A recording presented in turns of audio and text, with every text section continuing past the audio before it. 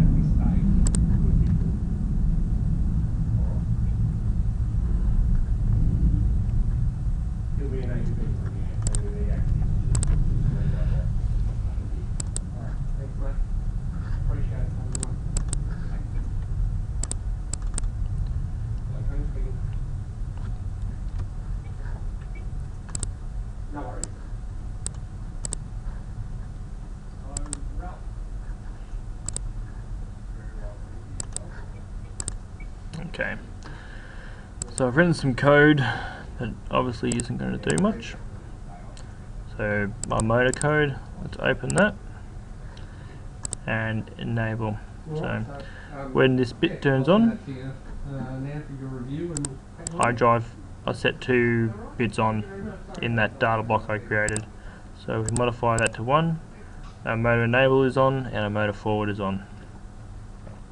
So if these were mapped to outputs and driving a motor, you might expect things to turn. So that's all running good now.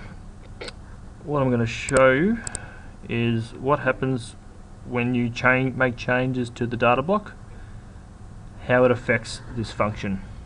So we'll close everything down.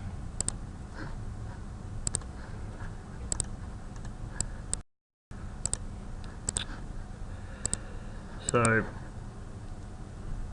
if you came into your DB and you said you're thinking, I want to add some more stuff to this, the first thing you got to think about is what priority you're programming in. By priority I mean address priority. So by default in this project I am in absolute priority. So this is all my compiling is done based on the actual address. The alternative is symbol priority, which is what I generally program in, and this is compiles based on the name. So at the moment it is compiled on the address, just to make that clear, under DB1. DB1 DBX 0.0 is motor forward. If we went into FC2 motor code, it's compiling based on this green text up here. So say I don't want to have motor forward, I want to change that name to the full forward.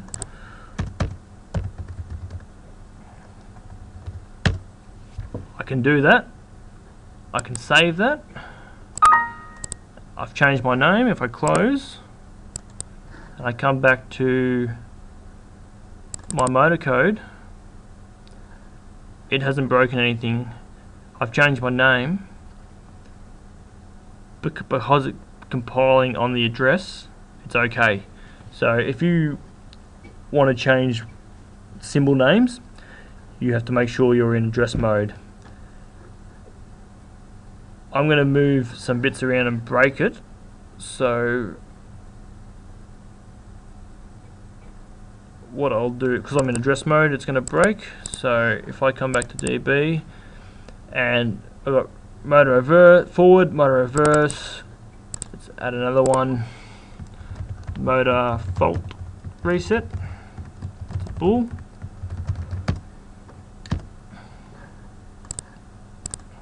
I can save that data block, close and close.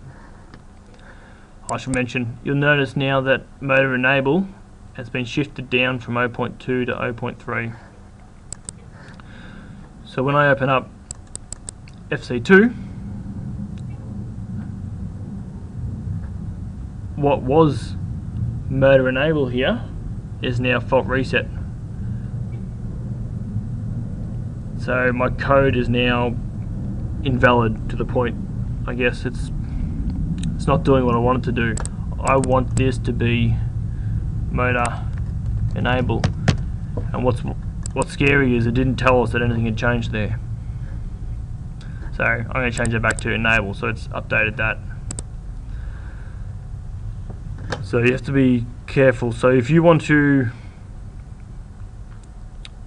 move things around but not change their names, you should come into blocks, object properties, address priority, and make sure you're in symbol priority. Okay. Now we've changed our priority, we still need to recompile all our blocks. So if I right click on the blocks folder and go to check block consistency, up here is compile all. We've recompiled with no errors. So now I can open up FC2, it's as expected. I can open up DB1 and I can add another bit. Motor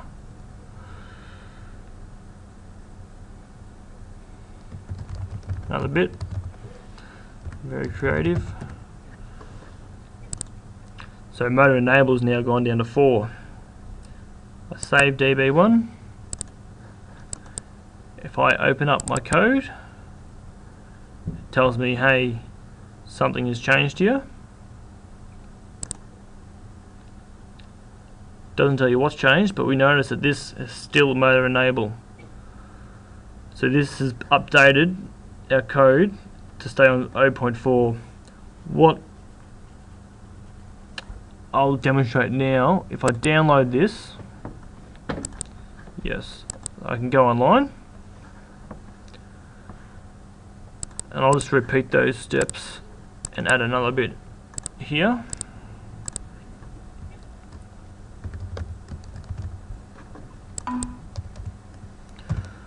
Can't have names starting with letters.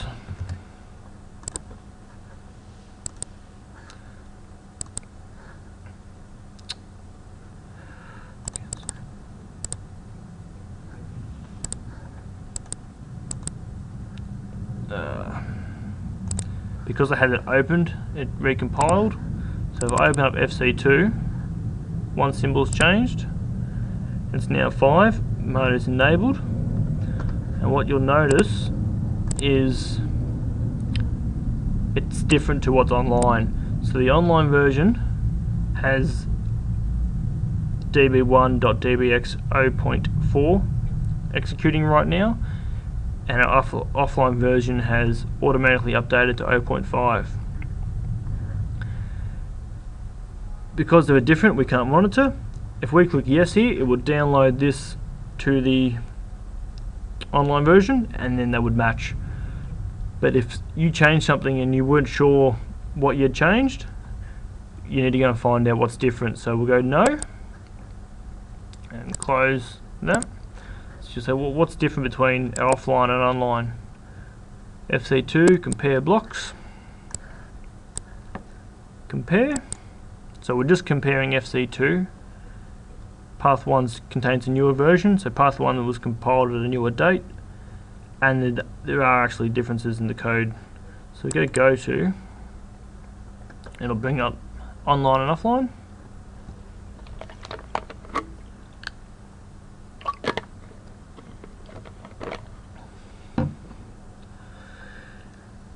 Maximize that, and view.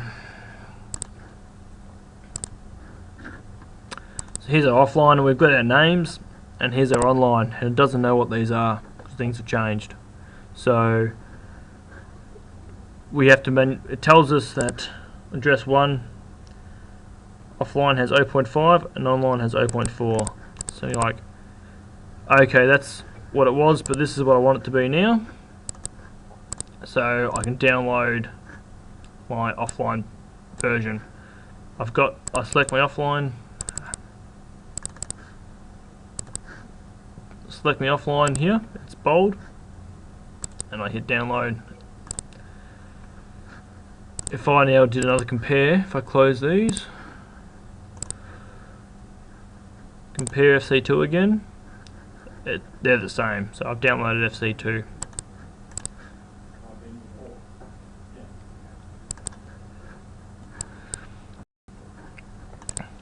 So after I've been adding these bits to it, I haven't actually re-downloaded the data block. You'll notice that when you start declaring a boolean, it allocates one integer or 2 bytes worth for that. So we go from 0.5 to 2.0. So the size of this data block has been 6 bytes the whole time. But if I went to compare my online and offline data blocks and compared them, my online and offline are different. If I try to view the differences, I can't, because I've added another 3 bits into here.